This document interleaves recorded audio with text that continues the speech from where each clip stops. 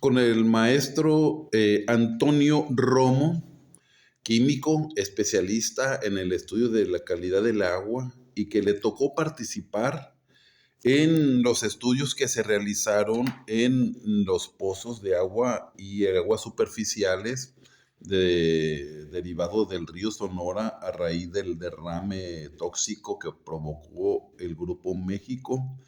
Y vamos a hablar sobre el tema es sobre el agua, el problema de la construcción de las presas que se plantean y de la situación que hay, la calidad del agua en esa región.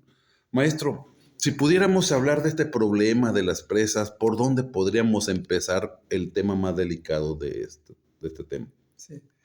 Hace más de un mes nos reunimos algunos especialistas en el estudio del agua, donde estaban investigadores del Colegio Sonora, de la Universidad de Sonora, del CIAD, del CIAD, del ITSO, donde nos preocupaba lo que viene en el Plan Hídrico Nacional y el Plan Hídrico Estatal sobre la construcción de las 3 presas nuevas, ¿no?, que se proponen. Pero ante las observaciones que hacen muchos estudios de que la construcción de las presas afectan principalmente los ecosistemas y, y producen, en lugar de producir beneficios en las partes de climas muy desérticos o climas áridos, provocan muchos desequilibrios por la falta de agua. No es igual construir una presa ahí en Chiapas, en Tabasco, donde llueve muchísimo, que construirla en el desierto, ¿no?, como es donde estamos viviendo.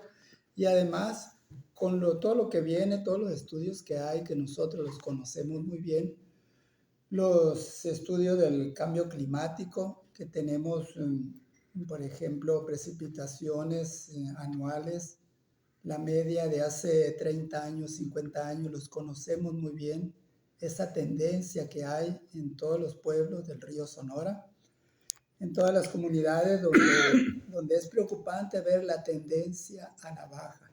Si uno se pone a estudiar, como es mi caso, me ha tocado ver informes de hace 300 años en el estado de Sonora, cuando vinieron los primeros españoles, que estaban sorprendidos que el río Sonora, decía, hay un escrito, hay un libro de un jesuita español que vino a Sonora hace 300 años, que decía que era un paraíso el río Sonora. ¿Por qué? Hasta explica detalladamente que había años que en el invierno llovía constantemente durante 11 días. Y lo tiene reportado ahí, cosas que ya nunca vamos a volver a ver por la consecuencia del cambio climático. Y vemos con preocupación que el gobierno, nuestras autoridades, no están previendo nada, no hay alternativas. La única alternativa que nos ofrecen es una infraestructura gris, que son las presas, y no se van por la cuestión de la infraestructura verde, que hay muchas alternativas, como son la reforestación, hay muchas cosas que se pueden hacer, y es lo que quisiéramos que nos escucharan a las personas que hemos estado estudiando por varios años la cuestión del agua y la gestión hídrica del estado de Sonora. Maestro, usted y otros especialistas de la Universidad de Sonora, aclaro que el maestro Antonio es maestro de la Universidad de Sonora, y especialistas del Colegio de Sonora enviaron una carta a la presidenta y a Semarnat. Explíquenos qué es lo que le plantean a la presidenta, qué es lo que le plantean a Semarnat ante esta situación, ante esta propuesta que traen del plan hídrico, en concreto las presas. Sí. Miren, aquí traigo la carta recibida por la Presidencia de la República, donde hace más de un mes se le enviamos a la doctora Claudia Sheinbaum, donde le pedimos información sobre estas cuestiones que vienen en el Plan Hídrico Nacional y en el Plan Hídrico Estatal, de la construcción de las 3 nuevas presas. Entonces, Somos un grupo de 25 especialistas, todos con alguna especialidad en hidrología, en ecología, especialistas en el cambio climático, gente muy preparada, conocida internacionalmente, está muy preocupada porque carecemos de información. El, no se nos ha mostrado información del impacto ambiental, de la manifestación de impacto ambiental, ni el proyecto ejecutivo, no lo conocemos, entonces estamos muy preocupados por esta propuesta de la construcción de 3 presas y le pedimos, son 12 puntos que le estamos solicitando información a la Presidenta de la República. Esta carta es con copia al gobernador, con copia a Semarnat, a Conagua, a Profepa, a todas las autoridades que intervienen para este caso, ¿no? Y hasta la fecha no hemos recibido respuesta de las 12 preguntas que les hacemos en esta carta que le enviamos ya hace más de un mes de esto. Maestro, en términos así, los puntos nodales, ¿qué consecuencias o qué pudiera acarrear consigo la construcción de 3 presas en un desierto y donde pues no hay lluvias? No sé cómo ve usted esas. Sí. Lo bueno que tenemos ejemplos clásicos, por ejemplo, en Ures se construyó una presa en una comunidad de Ures, se llama la presa del Teópari. Aguas abajo se secaron todos los árboles, se secaron todas las siembras que había ahí, porque es un tapón que se le pone al agua subterránea y al agua superficial. Entonces hay un ejemplo clásico en Ures, ¿no? Luego tenemos otro ejemplo en el Molino de Camus, donde ya ni siquiera tienen agua para tomar los habitantes de esa comunidad. Es un ejemplo clásico de destrucción de ecosistemas. Entonces no podemos ir a otras partes, sino aquí mismo en la cuenca del río Sonora tenemos ejemplos de los cambios drásticos que provocó la contaminación, y el poner una presa y no dejarlos a que el agua corra, pues. Es muy importante que el agua esté alimentando todos los pozos de la cuenca del río Sonora, porque de ahí vive la gente. Hay una destrucción de todos los ecosistemas y de la gente que tiene sus parcelas de 3, 4 hectáreas, de 2 hectáreas, que se van a ir a la pobreza porque no hay, de eso viven, de vender, de sembrar maíz, de sembrar, por ejemplo, el caso de Ures, caña de azúcar, que es parte de su sobrevivencia de la gente, con su milpita, con su ganado, tienen 3, 5 vacas, de la ordeña, del jamoncillo que hacen, de los quesos que hacen. La cuenca del río Sonora es una cuenca quesera donde se produce mucho queso. Entonces se van a acabar todas esas actividades porque al hacer, como lo plantea el gobernador, al hacer un acueducto de Ures a Hermosillo, el agua ya no va a correr. Entonces, si se va a trasladar por acueducto y ya no se van a alimentar los pozos. Incluso ahorita, cuando estamos en el mes de abril, los pozos ya están muy bajos. Entonces, los mismos campesinos, agricultores me platican de Ures, me platican, si estamos apenas en abril, mayo, ¿qué va a ser en junio? Dice, van a estar secos completamente por la sequía que hemos tenido, que cada vez es más pronunciada. ¿Se podría poner en duda que las 3 presas resolverían el abastecimiento de agua a Hermosillo o a los poblados que están a la vera del río? Sí, miren, lo que se propone también en esta carta, que hay otras formas de, de abordar este problema, la cuestión hídrica de la región. Entonces, también en esta carta se propone aumentar la eficiencia física de la red de la ciudad de Hermosillo, porque actualmente está en un 45%. También Otra alternativa es que le decimos a la presidenta que hay que establecer sistema de captación de agua de lluvia, hay que impulsar la recarga de los acuíferos, están sobreexplotados todos los acuíferos, del agua superficial y del agua subterránea. También promovemos la conservación y restauración de la cubierta vegetal nativa, y también hay que implementar de manera sistemática el tratamiento, la recuperación y el reuso, intercambio de las aguas residuales. También nosotros proponemos, incluso yo lo propuse en una reunión con Conagua, está bien que se inyecte las nubes con yoduro de plata, que no es tóxico, pero el resultado es un 5% y a veces no convence eso. En lugar, yo les propuse que se reforestara toda la sierra, que hay partes donde, como todo ese carbón vegetal de los mezquites se exporta a Estados Unidos, se recibe a buen precio, hay zonas devastadas en la sierra que nadie hace nada. Incluso el año pasado y los otros años, SADER implementó un programa de apoyos con mezquites, planta de mezquite, pero no lo saben hacer porque se ponen en plena época de secas en julio, donde no llovió el año pasado, repartieron miles de plantas. ¿Saben lo que pasó con esas miles de plantas de mezquite? Se acabaron, ninguna se logró. Es lo que me platican los campesinos, los agricultores. A mí me regalaron 1000 plantas o 500 plantas, 100 plantas, todas se echaron, pero hay que capacitar a la gente cómo hacer esos trasplantes. Pero lo que quieren muchas veces los políticos es la foto. Entregamos tantas plantas para reforestar, pero no lo hacen bien. Les falla, es una falla de SADER, porque a mí mismo me los han platicado los campesinos de Ures, principalmente los de Ures y también los del Río Sonora. Entonces hay muchas fallas en los programas, son puras, se toman la foto, pero en realidad no se logran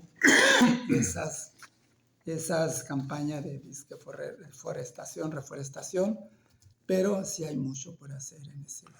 Maestro, entonces, si la construcción de 3 presas no es la respuesta más adecuada para sanear, para que haya agua, entonces, ¿qué es lo que con qué fines podría hacer esas presas? He escuchado entre ejidatarios, estuve en unas reuniones, por ejemplo, en San Miguel de Orcasitas, en Huepac, y varios ejidatarios decían, no, es que quieren el agua para las minas.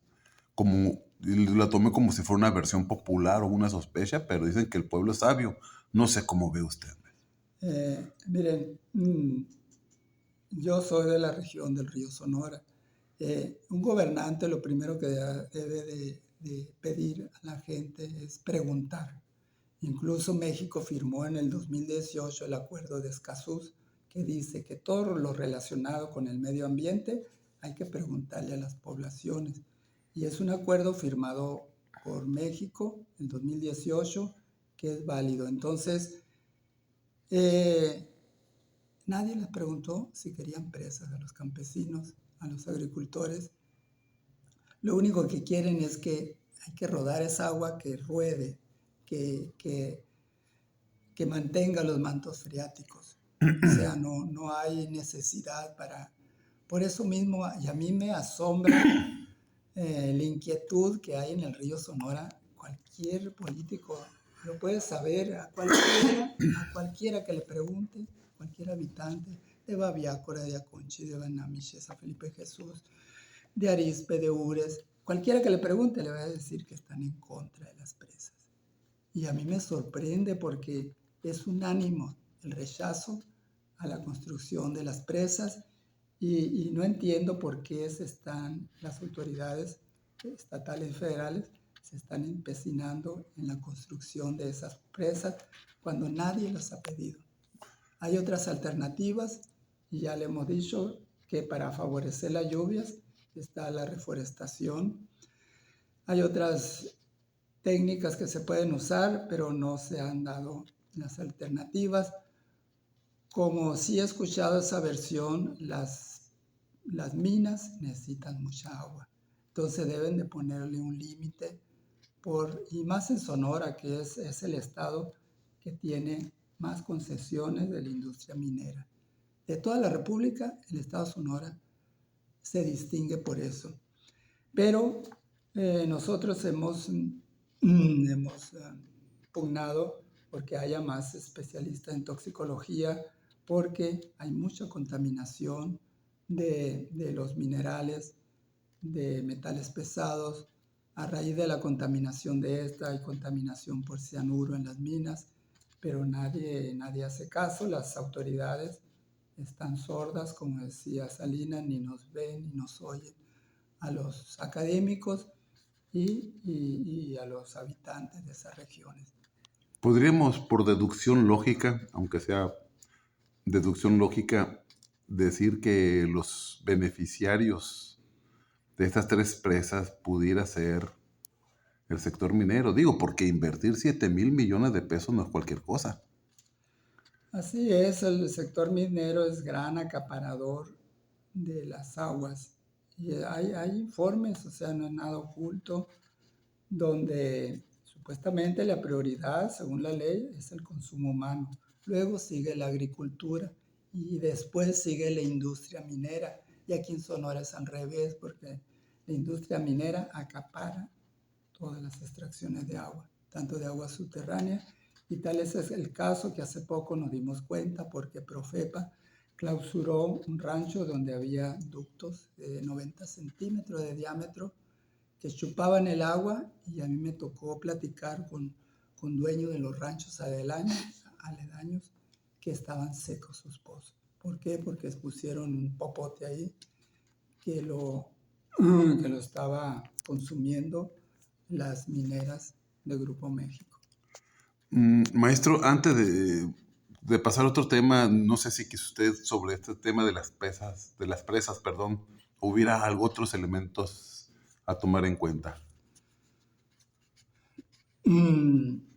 Pues, como le platiqué, que se debe de informar a la gente, se debe tomar en cuenta y mostrar los estudios que se tienen, pero hasta la fecha nos han escondido esos estudios, no nos los quieren mostrar porque se dice que para junio se va a licitar y para el mes de julio ya se van a empezar a construir esas presas, y los habitantes que tenemos el derecho de estar informados no nos han informado los que habitamos en el río Sonora.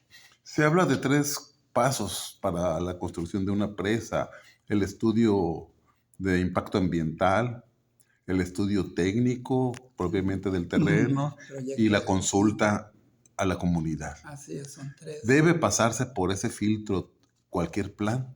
Así es, lo que pasa es que a veces el gobierno, cuando hace la consulta, le da 2 o 3 días, publica en el internet, que nadie se dé cuenta, y lo hacen a trochimoche, y cuando menos piensa la población, el gobierno dice, ya hicimos la consulta, aquí está, pero no avisan, pues. Es una consulta simulada. Así es. Pero también hubo una reforma a la ley sobre consultas cuando se trató el tema de la ley indígena y pueblos afromexicanos, Sí. sobre las consultas a las comunidades que deben de ser transparentes y Así no es. sesgadas.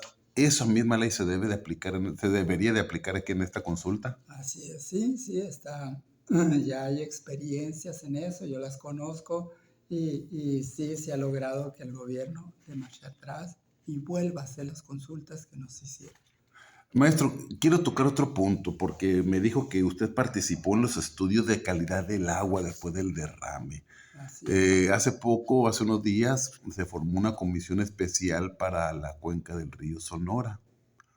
Y pues hay algunos saldos, hay algunas cosas pendientes de esa contaminación. ¿Qué nos puede decir? ¿Qué saldos pendientes? ¿Qué cuentas pendientes habría que tratar sobre lo que provocó el derrame? Sí, es cierto, hay muchos saldos pendientes que a 10 años de la consulta y de visita de funcionarios de alto nivel, porque yo estuve platicando con el secretario de Salud a nivel nacional, con gente federal de primer nivel, pero nunca se avanzó nada. No sé si había algo que no quisieron. Yo pienso, a lo mejor los habitantes del río Sonora somos unos 23,000 habitantes, como que no contamos, como que hay mucha gente enferma, a mí me consta, porque son compañeros que han muerto ya a raíz de tantos metales que les encontraron en su cuerpo. Y lo único que se pide, no se pide gran cosa, lo único que se pide es atención a la salud por médicos toxicólogos. Y hasta la fecha no ha habido un médico toxicólogo que atienda los problemas de salud. Muchas veces ya tienen daño en órganos, riñón, hígado, corazón, y ni así se les ha atendido. Entonces hay muchas cosas por hacer. El mentado hospital de especialidades con especialista en toxicología no se ha hecho posible. Y lo que pide la gente del río Sonora son plantas potabilizadoras, que al principio se prometieron 36 plantas potabilizadoras. Luego, después, en tiempo de Claudia Pavlovich, dijeron que iban a ser 10 y resulta que ahorita no hay ninguna. Lo único que hay es una garrafonera en Ures, en San Rafael de Ures, que sí está muy bien, pero es a luchar contra corriente, que es la única parte que se ha logrado, pero en atención a la salud no se ha logrado nada. Existen muchos enfermos, incluso el secretario de Salud nos informó en ese entonces que primero dijeron que había 381 personas afectadas con metales pesados. Ellos mismos lo dijeron. Después dijeron que había 1,000 expedientes escondidos ahí en una clínica que había en Ures, en el UVEAS, que resulta que había 1,000 personas que estaban afectadas más, pero lo habían escondido eso. Y también nos platicaron ellos mismos que hubo 2 derrames, el del 2014 en agosto y también hubo otro derrame en septiembre del 2014. De eso ni nosotros nos habíamos enterado.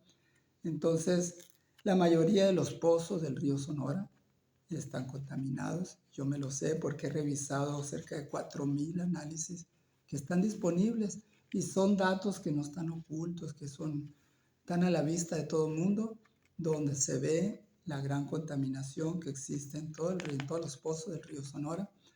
O sea, no nos puede negar porque son públicos esos datos, están a la vista de todo público. Y lo que sucede es que a veces en época de lluvia es cuando se revuelven todos los sedimentos, cuando suben los niveles de metales pesados, pero nosotros le hemos solicitado a la Secretaría de Salud alertas sanitarias, pero no nos han hecho caso.